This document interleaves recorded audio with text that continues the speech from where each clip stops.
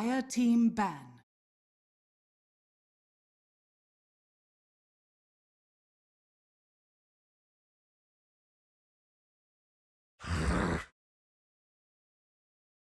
OG's turn to ban.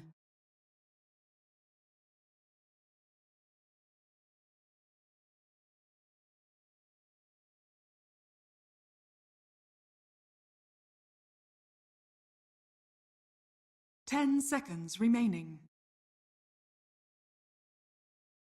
5 seconds remaining.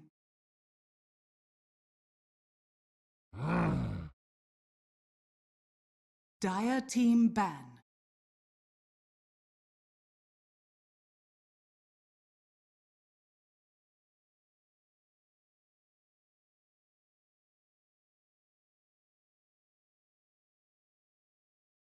Ten seconds remaining.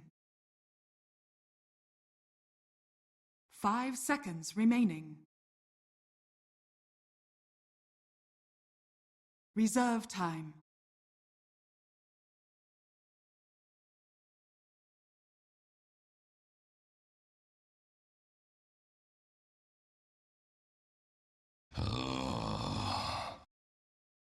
OG's turn to ban.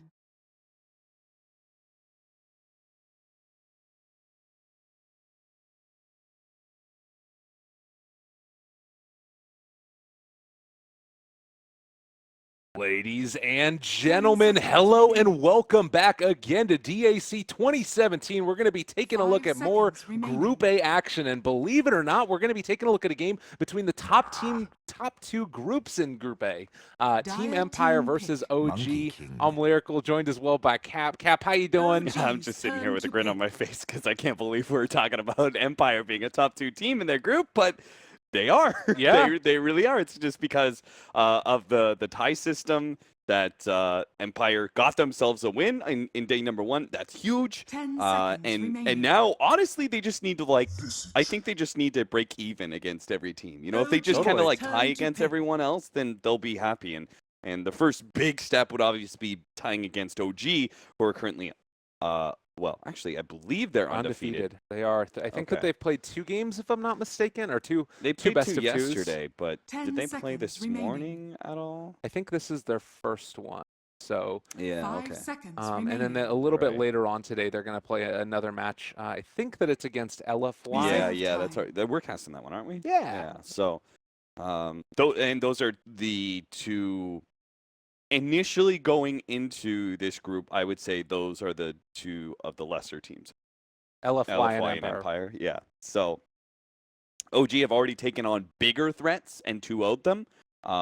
You know, again, that is going into this tournament with a certain idea of the rankings of these teams. But obviously all that can get upset as team pick. As I think Empire's definitely brushed up on some things. I was impressed by, like, Chappie was playing more active. I like the fact that, you know, I had this, I did my studies and I had these ideas about, like, Team Empire and what was wrong with them and what was right with them. And when I got here and I hear other casters, you know, mentioning the same things, like, you know, I don't think Chappie moves around enough as a safe lane carry right now for this kind of patch. And I think I heard Gods echoed that exact same thought in a cast of his. So you did not ban Meepo against Team Empire. That is interesting.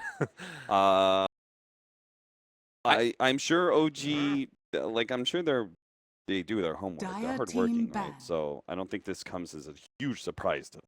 I think that also it's a way to try in a real game test the strategies that they have against Meepo, because if they show you can't first phase Meepo against us, that's something that other teams are going to pay attention to. So maybe a little bit of a statement here from OG wanting to assert their dominance in Group A, but he talked about Chappie, his ability to move around the map. Meepo is certainly one of those heroes that's going to allow him to do that quite effectively. The other big player for them throughout these first couple of games in the group stages has been FN. I've been hearing a lot of casters talk about him being on a tear, and he's always been a very talented player. It's just kind of a question of if he can maintain that consistency. And well, at least day 1, they made it work. I remember casting FN like 2-3 years ago. That guy was probably on, like, maybe he was on a Power Rangers roster at one point, something like that. I feel like I've seen that guy play for a very long time. Him and Maposhka. Yeah, Maposhka too. Yeah. Yellow Submarine, I think, was what he was on before. Hmm. Yeah, a lot of those sort of tier 2 EU teams in CIS region, they have a lot of players that have been able to be developed over time and now are kind of hitting their stride. Dire gonna look up team ban. FN's pre.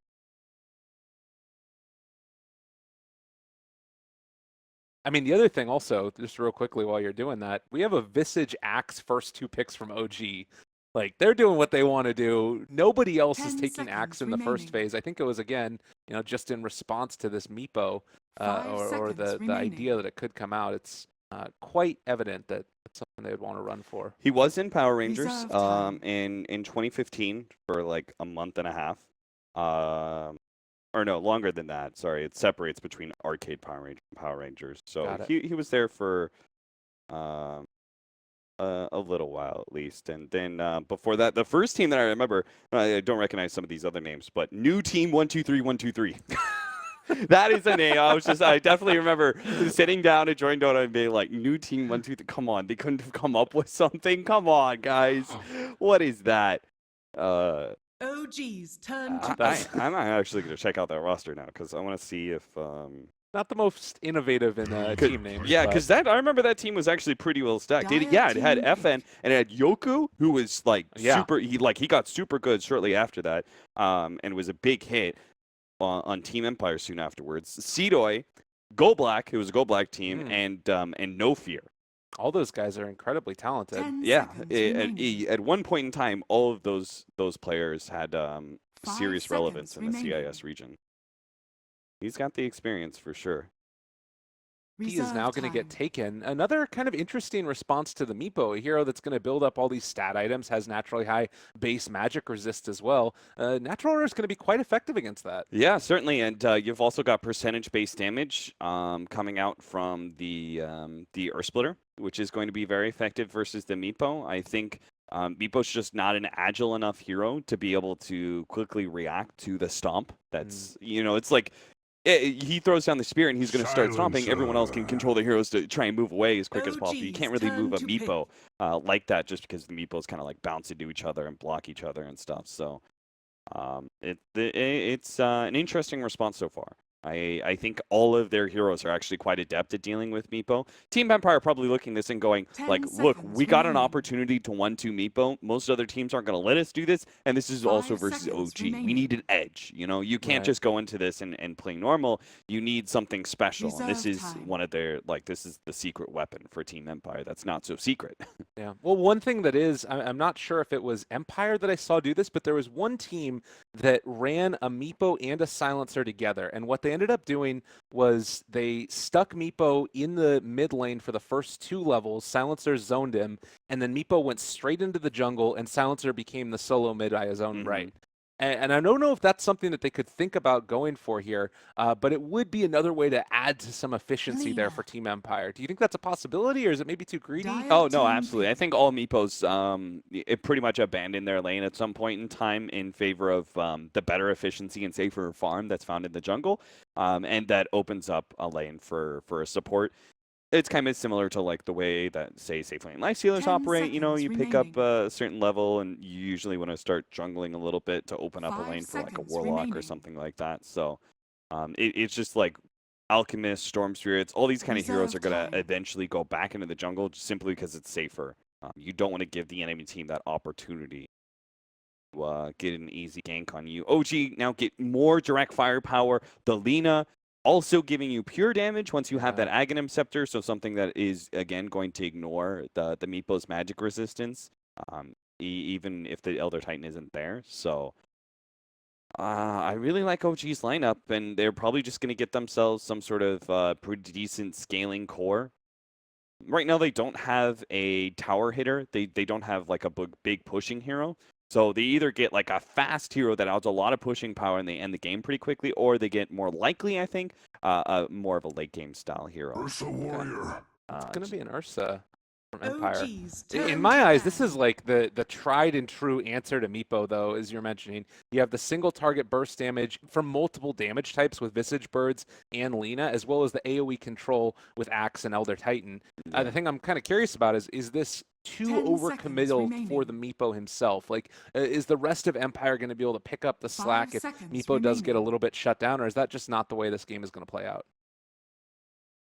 Reserve I think the time. way that they're going to have to play this out is I do like Ursa as a pickup here. They needed something that would secure their laning phase, put pressure on the Axe. You can't let this Axe get a too quick of a blink dagger. Otherwise, Meepo's going to have a hard time. You need to pressure the laning phase, and then you need to brawl as much as possible, right? Because OG, like, you don't have any long cooldowns in their whole entire lineup. Well, barring Familiar, but that's kind of that's a Dire different team scenario, ban. right? But there's no real long cooldowns. They're all very active heroes starting at 15 minutes with no cooldown, so they're gonna fight a lot, and you can't just avoid them. You know, like Meepo will do split pushing things, but you need to actually give him the 10 space in the seconds first remaining. 25 minutes to get to a certain point. So they 5 just have to get seconds super active heroes for Team Empire, and Ursa's probably one of the better of those heroes. The Silencer is going to look really lackluster as a Dire pickup though team because of the hyper aggression that's coming out of OG. Silencer is not good at being able to deal with this kind of constant in your face action. And he's not the best brawler, right? Other supports would offer, you know, disables or big nuking power. Silencer just has this 10 big seconds ultimate, remaining. and that's not going to be for every fight. 5 So seconds remaining. an off lane, you know, this is actually would have been one of the few Clockwork games. Reserve Oh, good time. ban out then. They're taking it out. 10 And seconds I guess the remaining. other ones, there's like Darks here. They're going to go for the Slardar.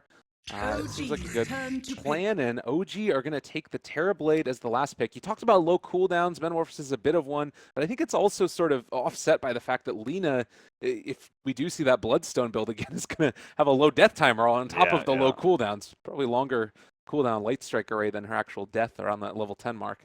I think Terrorblade's like kind of the perfect hybrid. It gives you the pushing power that, yeah, you know, I said there's two different branches, right? You either take the early game and you push and you end fast, or you have late game power. Terrorblade does both, right? He gives you pushing power. It's just like there are many carries that would take advantage of the space that the first 4 pickups from OG are going to grant you. Terrorblade just offers you multiple windows, right? He has multiple times where he's effective. For example, we've seen No Tail Terrorblade, really sick Terrorblade yesterday. 10 Like I was remaining. really impressed by it. Hyperactive, right? He was actually a space 5 creator seconds himself. So remaining. if he wants to, he can play that style in this game, and OG could just play like high octane Dota, where they move around and constantly pressure and take towers and fight. Or he can actually take a more relaxed approach this game, let the others be the space creators, and he can be more of a hard carry, farming away in the jungle and stuff. Yeah, so lots of options available depending upon how the game goes. Empire maybe a little bit hemmed in terms of only one style of play that they can take. As you know that Meepo is going to want to try and build that momentum. Ursa helping to secure Roshan, but now we're moving into the game. It is OG facing off against Team Empire. Empire would love to get away with even just one win here. And you saw the series that was right before this one, Vici J versus Faceless, and both of those teams have been trading off series. They've been getting a loss Prepare apiece. for battle. And it's a situation where if Empire can trade out here, they're almost assuredly going to be able to get into that top 2 slot. There's not many other people contesting for the number 2 spot in this group. You know, they have not played Meepo yet in tournaments. This is the first opportunity they've gotten for them. It seems like every other team is 1-2 banded against them. So they, this is going to be the first time we'll see Empire switching up the roles between Chappie and FN. I think every single game that they played, FN has been the harder carry. Chappie's been playing Lifestealers. FN's been playing heroes like SF and stuff like that. Like, he's been the hard carry for the team. They even had the last time they played Ursa, Chappie was playing the Ursa because that's the space creator, and FN was playing the mid SF. So this is going to be a very different style than what we've seen from Empire so far in this tournament, but obviously it is a style that they played before DAs. In the meantime, Monkey King will be bouncing around the trees over and over and over again. We've seen occasionally this get punished, but seems unlikely to happen this time since great vision in the area. Although ET is kind of an interesting answer. Is going to spot out the Monkey King on the high ground there. We were talking downstairs about like supports that are able to punish a Monkey King, and ET might be one of those. Yeah, certainly. Anna's going to take a lot of damage. He's going to have to burn through one of the first of many tangos that he brought himself. That's interesting. I didn't think that Lina needed this much extra regen, but he bought himself tangos as well as healing self, and he was given 2 extra shared tangos, so maybe this is just anticipation to Monkey King doing Monkey King things in the mid lane and being very harassive. That way he can also sustain if he does have a little bit of trouble getting the bottle out or something else. It doesn't all end up looking terrible for him. In the meantime, up in the top lane, S4 and this aggro tri-lane are able to push FN back. He's not having a great time farming, and it does feel like maybe you are lacking a little bit right here, Empire, not having the traditional support, and particularly having that camp blocked out at the early stages. It will finally be open now, but still hard to pull against this lineup. Slaughter is not a hero that is very threatening in 1v1 cases, so this is great for OG, right? They know they can leave the 1v1 for the Terrorblade, he's fine. And then the rest of OG, they can do this play where we see this a lot. Kind of innovated in 7.0 is that you you join the off lane with the supports, usually like Coddle or Dazzle or even an aggro tri-lane, and you push out the wave. That's what S4 is doing right now, is the Axe. He pushes out the wave and then the supports pull the hard camp, and you get efficiency out of your off lane and deny a lot of farm from the enemy's carry.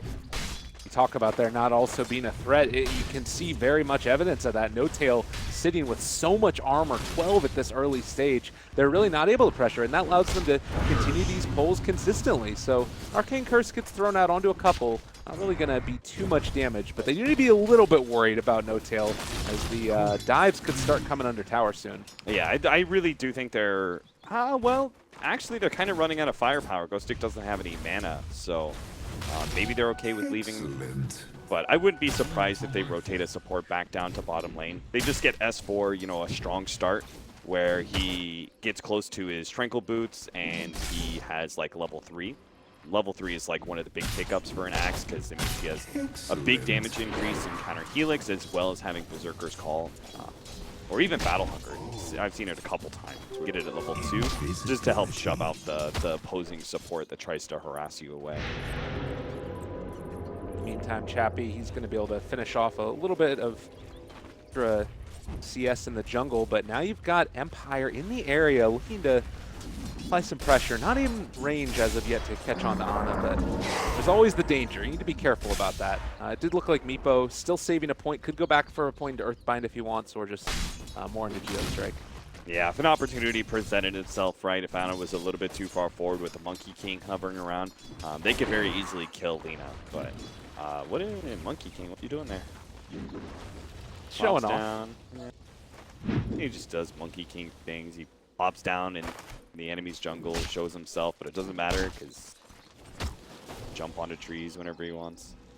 I mean, Fly's keeping an eye on him also. They realize where he's at, and that's the big thing. It does not look like they have any great way. They have some tangos, but unlikely to be able to kill off the Monkey King.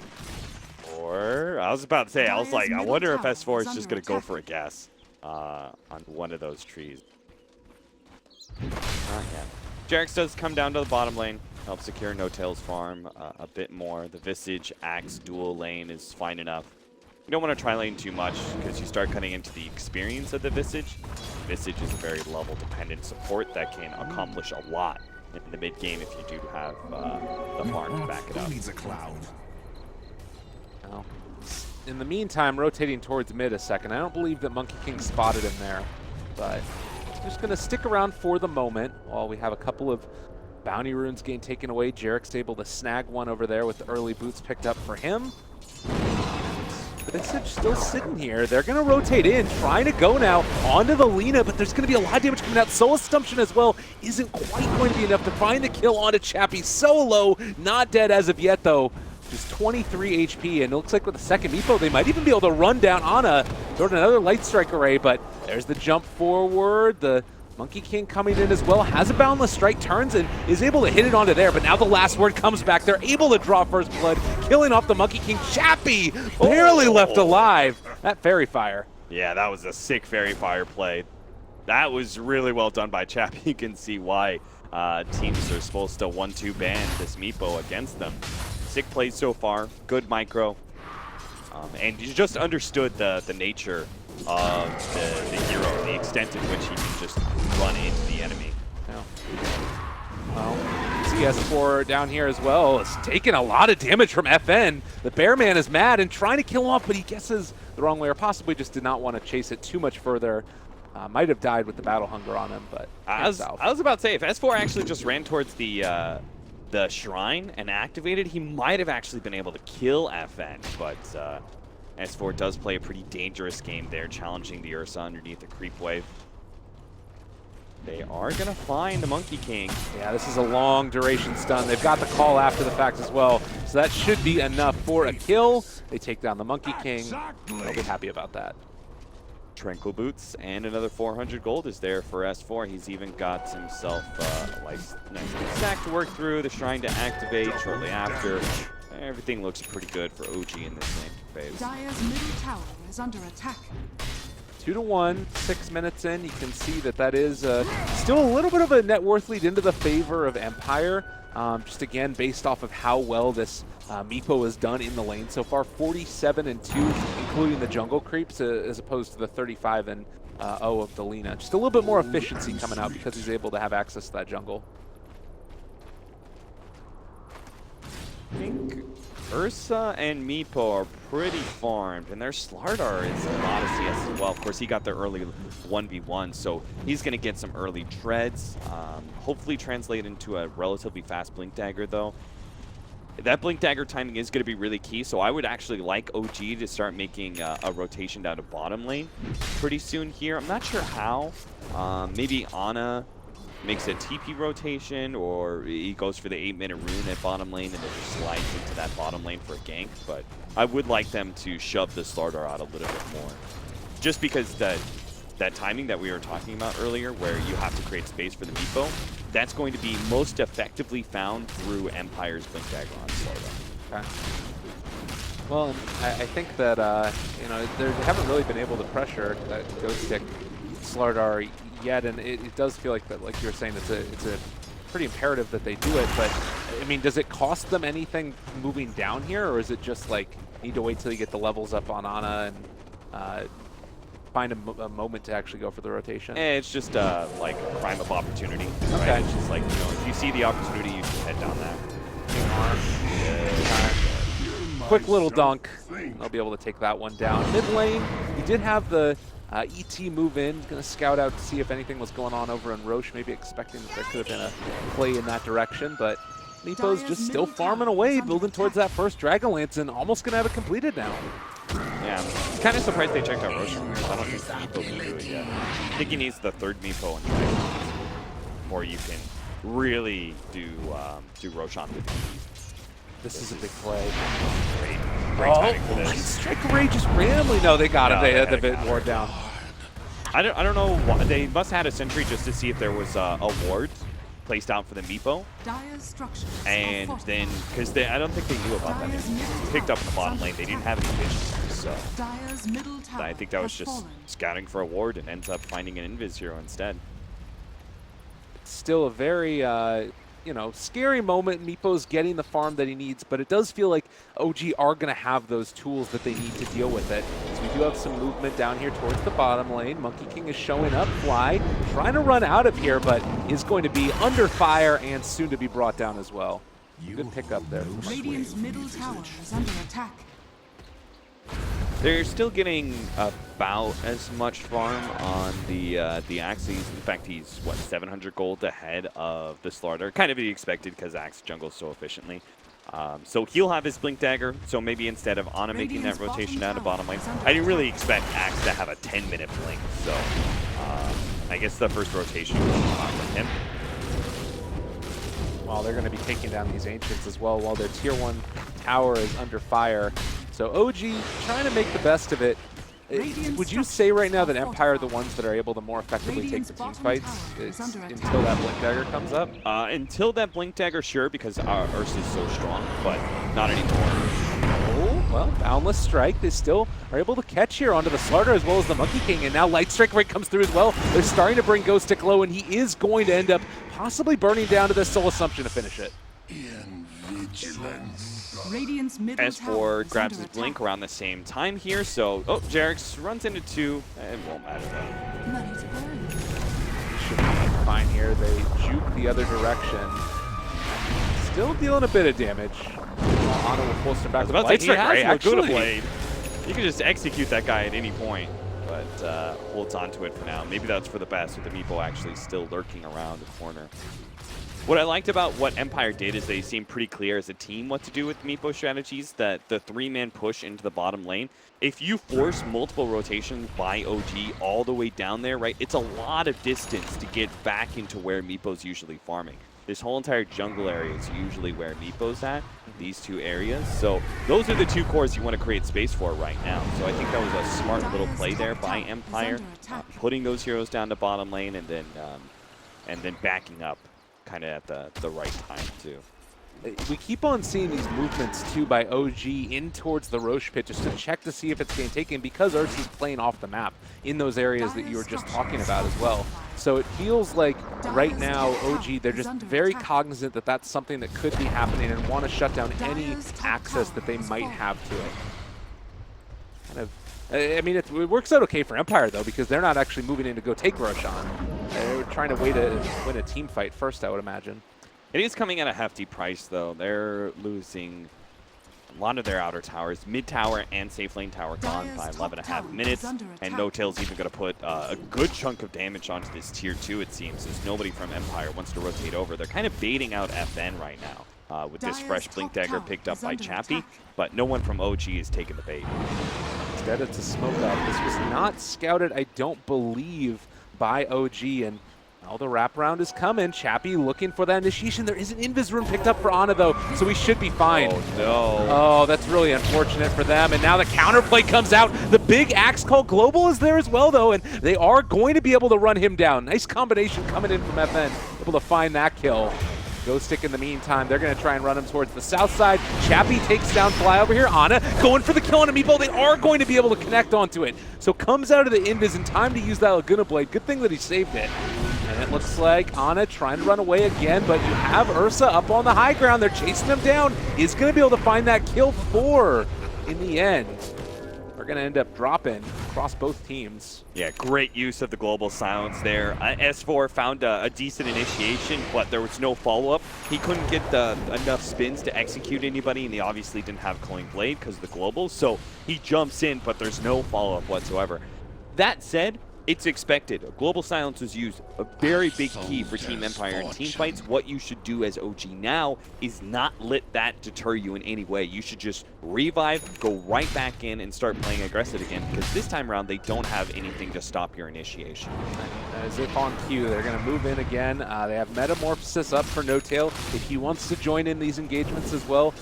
Is there a point where you could start seeing OG think about like trying to rush Roshan if Global Silence was down and maybe you get a little bit more items on these heroes? Only if they get like a really good smoke push out and they catch like a very key core or even a full out team fight that they win. Only in that case. It's not something that OG are going to try and take unless an opportunity presents itself. Maybe opportunity presents itself at least a little bit here as Monkey King in trouble is going to fall. No Tail picks that one up. Decent pickoff. Does make the Meepo a little bit more scared as he's got mid lane pushing in as well as top. He is gonna probably just go for the bottom lane push, knowing that there's so many of OG members occupying the dire jungle. So better for Chappie to play in the bottom half of the map. Just because you have Blink Dagger doesn't mean that you should try and be active yet on the Radiant's Meepo. bottom tower is under It's attack. more like you pick up that Blink Dagger and you occasionally go for a pickoff, but I think they know OG's staying really grouped up. Radiant's bottom tower. It's one of the big things about preventing Meepo spiraling out of control is you just gotta fight. Yeah, and they're doing a good job of it. We're going to see trading off towers, but it has really felt like OG have been the one outmaneuvering Empire a little bit around the map. They have only lost this first tier 1 tower at this stage in the game, and now over here by the shrine, they've been able to catch onto the Monkey King yet again. Throws out the Boundless Strike. Chappie's in the area, though, looking for the initiation, is able to find onto Ana. There's going to be the Global Silence. Ana's going to drop, but he's going to be back very shortly with that lowered respawn time. Still, though, nothing else to come of it. It's the Lina really is the antithesis to the Global Silence, right? Like, such a huge cooldown on this ultimate, and you get a kill on a Lina who's dead for like 10 seconds because of the low respawn time. So time to go right back in. They're going to find the Monkey King, thanks to the birds. Well, he ends up getting taunted at the end of the day after the jump away, but still is going to end up being brought down there. And probably time to take a tier 2. So I would probably utilize Snowtail's presence and try and bulldoze the mid tier 2.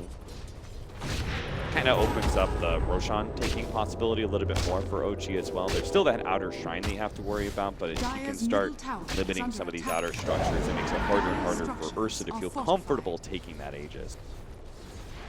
Out as well from S4 there. If you do end up losing the axe, suddenly that is Roshan opened up, like you're mentioning, for Empire, certainly. And well, No Tails still hitting away at this tower. They've got the Boundless Strike. Chappie, he's going to jump forward. There's a big old initiation that comes out. S4 is on top of all of them, though. They're going to start taking a ton of damage from the call, but it's not quite enough. The Sunder does pop off there, though, so that's going to end up being the Monkey King dead, but it's already 3 gone for OG. Empire win that one in a big way.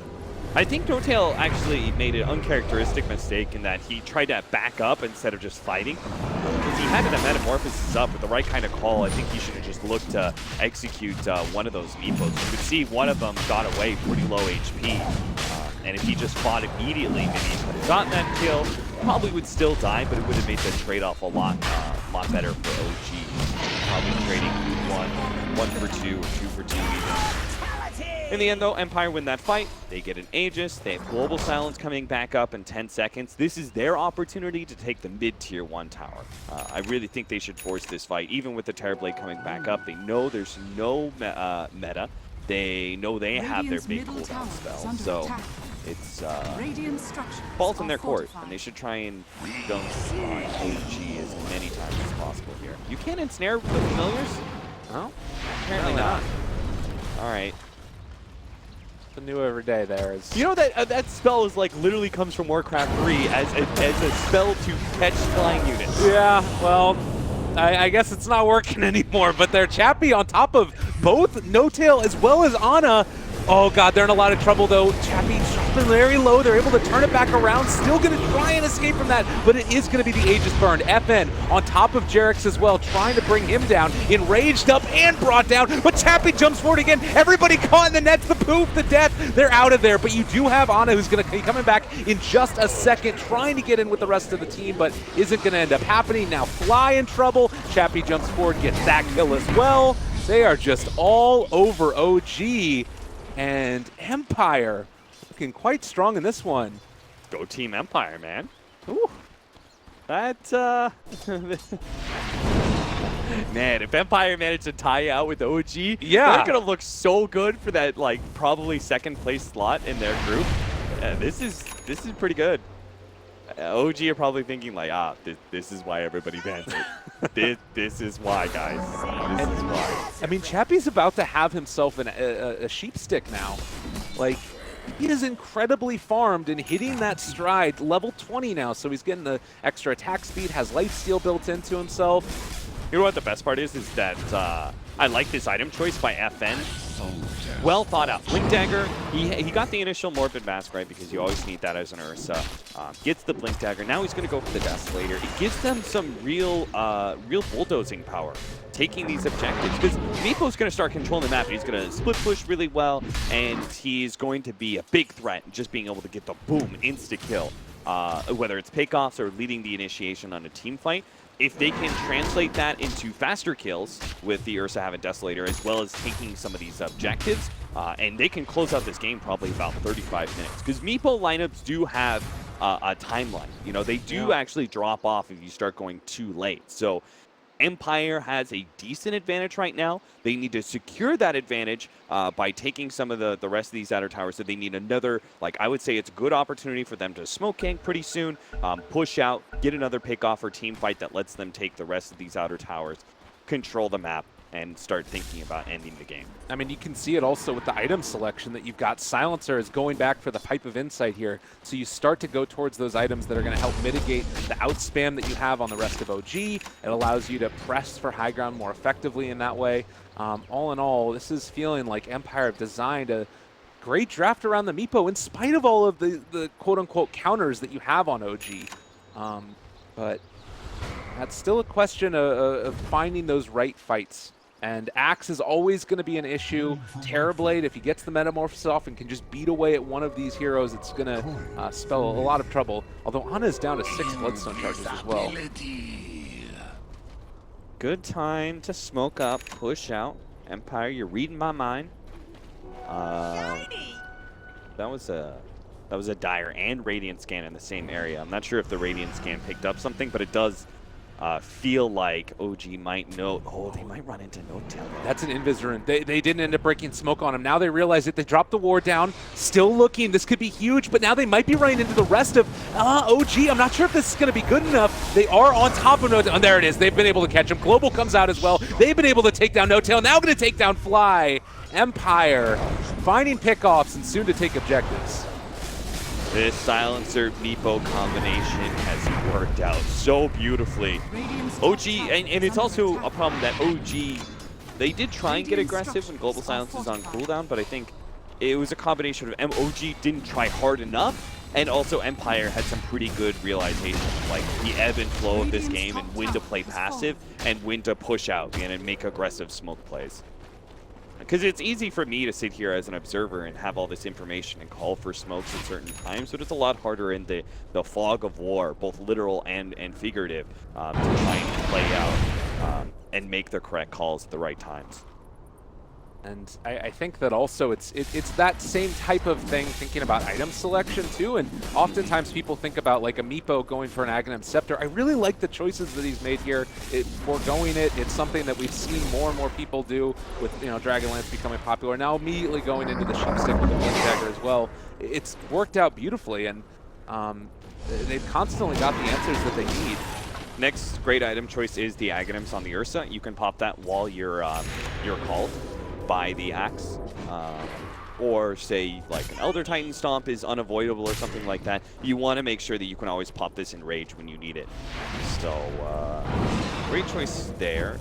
As far as OG goes, though, it's not like they're totally out of the game. Meepo is one of those heroes that a Meepo strategy looks, unstoppable until that one team fight happens, Right. where they finally are able to blow up the Meepo, and then just this huge wealth of gold and especially experience goes back into the favor of OG, and very quickly the tempo, just like the wind will go out of your sails with the Meepo lineup. So OG are not entirely out of it, though. They are kind of close to being down and out. I think another bad team fight. This could be the right initiation here. Oh, good force staff away. Well played by No Tail up on the high ground. That's going to keep him alive. A huge call. They're on top of him, able to take down the Meepo. That was so needed, and now Monkey King going to drop as well. OG pick up a huge couple of pickoffs. Woof. There goes that win we were talking about. OG now take full control. They've already got top lane pushed out. You can push down mid and probably just try and go high ground. Because Meepo has such a long death time because he gets high level so early on in the game, and it's very abusive. Meepo is level 23. Yeah. So that's the thing, is like one misstep. I am very surprised they're not trying to go high ground. Maybe they're giving respect to the Meepo, assuming he has buyback or something like that. But they could have been a lot greedier, honestly. And maybe it's also, like you were talking about, the same way that one team fight turns it around for OG. You throw that back away with a Meepo buyback, and suddenly all of that ground you've made up is lost in a second. Maybe, but I think like OG's lineup is one of those lineups you can lose 3 team fights for every one that you win. Okay. It's actually more about the Meepo lineup, right? You just cannot afford to lose very many team fights. as a Meepo lineup. They're on top of No-Tail yet again. The lift up from Jerax, this might actually spell his doom. He is going to be caught there. They get the Sunder off, so bringing FN very low, even through the Rage. It's a pretty nice play, and it does look like Ghostic has Blink up in a second. No, it's going to be broken. They're on top of him and should be able to, well, maybe find the skill. You have the turnaround that's coming in. There's the crush. They're able to take down one, but now you got Meepo that showed up. Ana is off on the other side of the engagement, and it looks like they are going to be able to slow No-Tail for the moment. Chappie, another instance in Blink in 3, 2, 1, but they get the crush nonetheless. There's No-Tail going to get sheeped, going to get caught, going to get killed, but S4 again shows up. They drop down, not the Meepo, yo. Chappie is going to end up falling to fly at the end of it, but you have Ghostic there still trying to get away, but the Grave Chill slows him too much, and they're going to bring him down as well. OG take another team fight, and that one hurts a hell of a lot more for Empire. I heard that momentary hiccup from you where it was like, the Lina didn't Laguna Blade a Meepo, and I was just like, I was with you on that one. I was like, wait, what?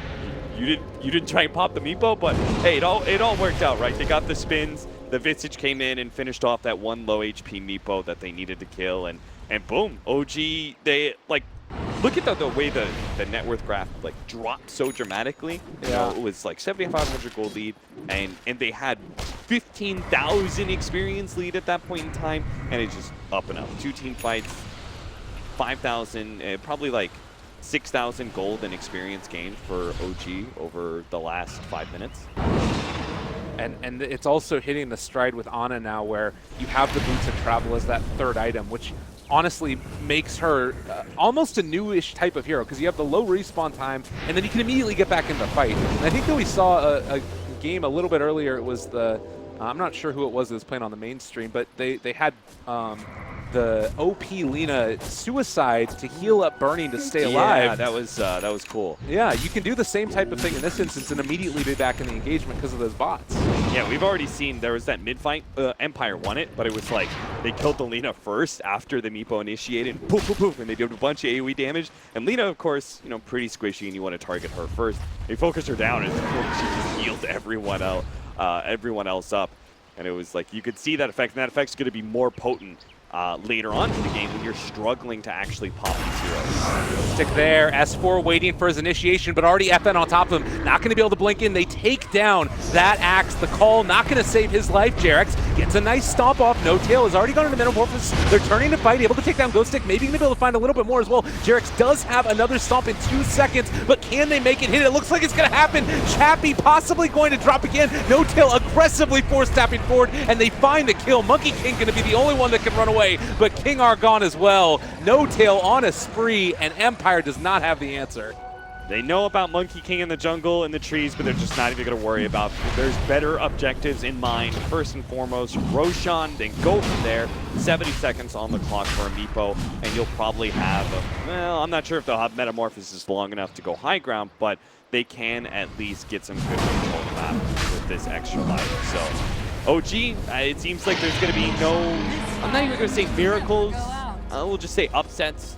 It seems like, at least for this game 1 for Empire, OG struck back really hard in mid-game. They just knew, like, they knew they could kind of outfight Empire, I think, just because their lineup and the way it looks. They just kind of let Empire make certain initiations and always counter-initiate very nicely. Jerax in particular with that. Yeah, that's, and like the maxed out natural order at this point is we are going to see the Silencer get taken down yet again. That combination of just burning through all of the mana instantly and then afterwards having No-Tail on top of them, it's a pretty cool response to the Meepo. Looks like Ana's going to turn into a right-click hero now. I mean, with the other Titan, I guess there's no need for the Aghanim Scepter against the Meepo, so he's going to go for a Hurricane Pike. Dire's bottom tower That'll give him a little bit fallen. more distance against the Meepo as well, and then obviously Lina becomes decent right clicker before, and then with the talents it's even better now. 150 attack range, plus 50 damage. You just want to try and translate this hero to a glass cannon physical damage. We've seen how effective the Force Staffs can be too. Even once the Sheep Stick comes out, you've got all of these saving mechanisms. Yeah. The 4% of the Fiery Soul stacks, it's really big. You get 40 attack speed from the Fiery Soul stacks. You also get another 4% movement speed bonus. Per stack as Yeah. well. So Lena's just like bah, bah, bah, bah, bah, you know, a machine gun over there, Yeah. and is running at max movement speed all the time. Yeah. That is, it got the lone druid treatment, definitely. Yeah, for sure.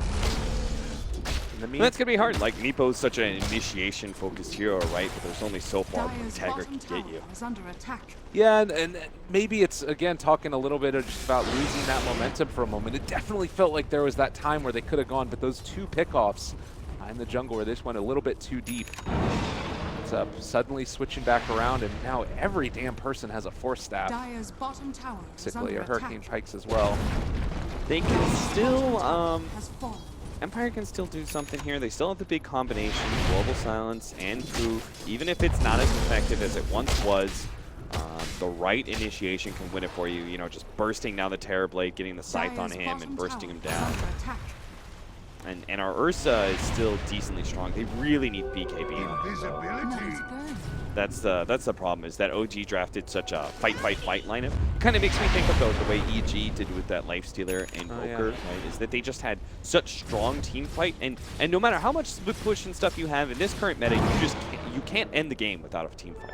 Period. You have to beat the team in a 5 versus 5 before you can end the game. And it sounds like kind of trite. It sounds like, well, yeah, duh, that's Dota. But honestly, in previous metas, you could actually literally rat your way to victory or something like that. But this is very much a team fight era. Yeah. Which, personally, I like a little bit more. Oh, yeah, sure. Very entertaining.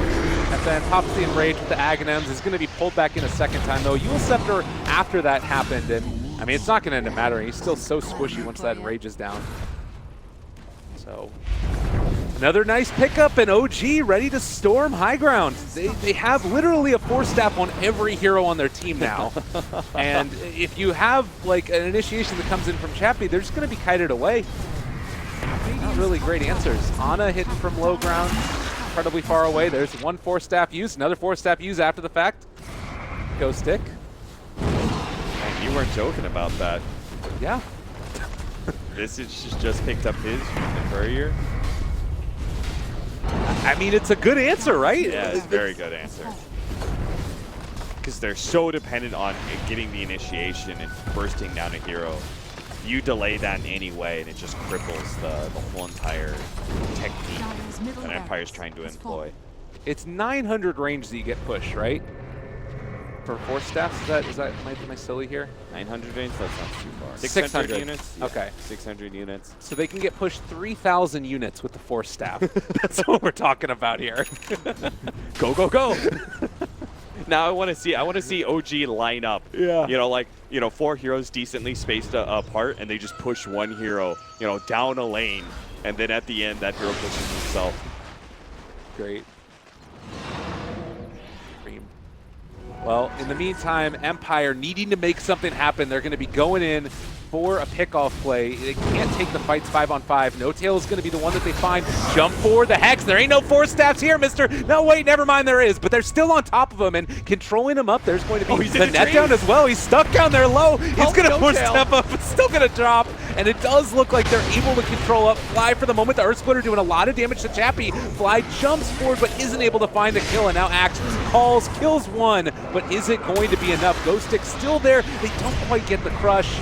Chappie is back in here. He sent back a couple Meepos. Can go in for another round if he wants to. Has the Blink and the Hex available. Looking for Ana. Is going to be able to jump forward, catch it. The force step actually hit the Meepo instead of Lena. So that means that they are going to be able to take her down. And now S4 also in some trouble here. The chase forward by the Bear. Empire may have found the answers that they needed. Still being kited away by this force staffs, but it's not enough. There isn't an answer. There's no buyback either. Jirax is going to die. It's going to be a wipe. Oh, gee, what have you done? Oh my god. I mean, it's fine because tier 2s are up and stuff, but that could have been just Terrorblade dying, right? It really could have been as simple as that. Like, oh no, they killed our Terrorblade, everyone else would be fine. But OG kind of stuck around. They thought, oh, maybe we could still fight this. The Axe went back in, killed the Monkey King. That kind of led some of the other OG members to try and stick around and see if they can fight it out. But Chappie, that initial fight, most of his Meepos went down about half HP. He was very good at cycling them back to base before going for that second round of aggression behind that top tier 2 tower. And the other thing is that, and part of the reason it's working is because he got that level 25 400 health. Yeah. Like we saw that a couple of those meeples got quite low. That would have been a kill, I think, in the previous engagements. But so many great talents on that hero, and he's also been able to build back in towards a Scotty. What do you think is the next big item for him? Some people go like the E-Blade. I've seen Heart a long time ago. Not sure. Not sure if Ethereal Blade. Maybe. Yeah, probably Ethereal Blade. I was just trying to think it out if there was any reason you would get more stats over the potential burst damage. But it's like that was a dream scenario.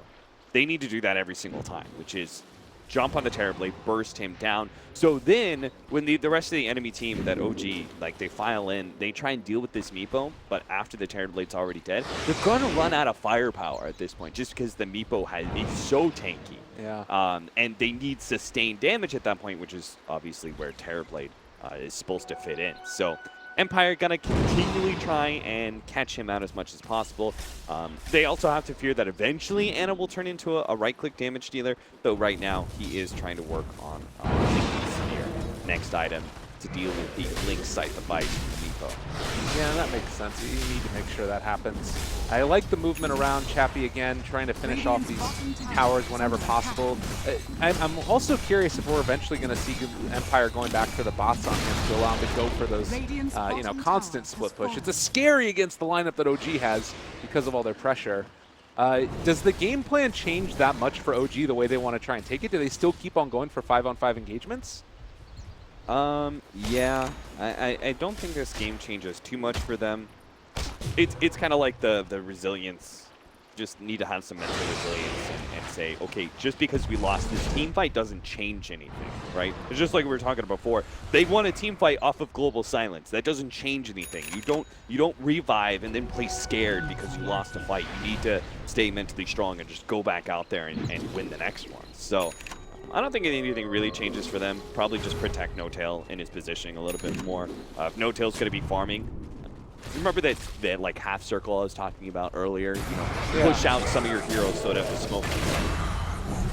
Monkey King there is going to be caught. They well, he was in the trees and then he laid down a ward and then they took it out. That's one of the nice nerfs that Monkey King did get was the reduced vision at nighttime, which I think was much needed. And now a smoke play. Chappie is going to get out there, at least with that one. See if anybody else from Empire is going to get caught. King R, they're there to break the smoke. I was about to say, I don't know why King R's outside the base. Oh god, they're gonna jump onto Chappie though. They've got him there. Counterplay comes out, but it's not looking like it's gonna be enough. Chappie's about to half HP. Does look like he's gonna be able to run away from him for the moment. FN still does have Enrage if they want to use it. There's the Earth Splitter going through. Not quite taking him down as yet. Monkey King is going to fall, even though Wukong's command is out there. Another blink forward. They've caught him. They're gonna be able to take down the Visage. Looking to try and finish off No-Tail, but Chappie dropping very low, is gonna die. Buys back immediately, as does the Slardar, and No-Tail still standing strong, is gonna try and get out. Force Staff! They're able to save him a second Force Staff! Oh, the value! Oh my god, these Force Staffs are just hilarious. Jarek is going to be able to TP away too.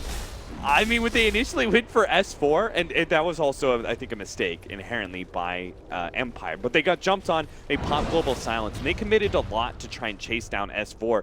S4 got like, go-go gadgeted the hell out of there, you know? It was just like 3 Force Staffs in a row, just like, and he was so far away. And there was also a little bit of miss micro there from Chappie. He brought a low HP Meepo, and that's the end of the game, I think. Oh no, Chappie. Maybe. Well, turning, trying to get out of there. The battle hunger is on him, but can they get it? They're so low. Ah, they got him. And yeah, that one should potentially be it. 120 seconds, and it all started because they were trying to kill the Visage Familiar, and they couldn't quite get it. You know what they call that, right? What? Baited. Chap outdated, you've been jebaited. All right, well, Roshan time, and time to end the game for OG. I have to say, like, OG, they're broadcasted a lot of Tier 2 and Tier 3 teams in my time. And I'm not saying that Empire is Tier 2 or Tier 3, but I do notice a similar storyline of some of these teams that are below the cusp of the skill level that we're normally looking at. And what always happens, almost always, is that they actually look fine in the first 10 to 15 minutes. This happened here. Empire looked great for the first 20 minutes with this meatball lineup, but as the game went later, it felt like, you know, they made some mistakes. Maybe it's pressure. Maybe it's they're dealing with some situations that they're not normally used to. A lot of things, right? Because you have a lot of experience playing the laning phase out. But as you start going later into the game, it does become quite different. Well, there's the global use. They're trying to get whatever they can. BKB popped for FN, and they are going to be able to control the Lina for the moment, as it also looks like they're starting to bring down No-Tail. They get a Sunder off. A nice jump. S4 on top of them, though, and the huge deeps come out from Jarex, and GG gonna be called. OG on quite a performance here with all their force staffs. Yeah, they certainly did. The point of what I was saying earlier was just that it's very clear that Empire has less experience than OG, and I think that ultimately makes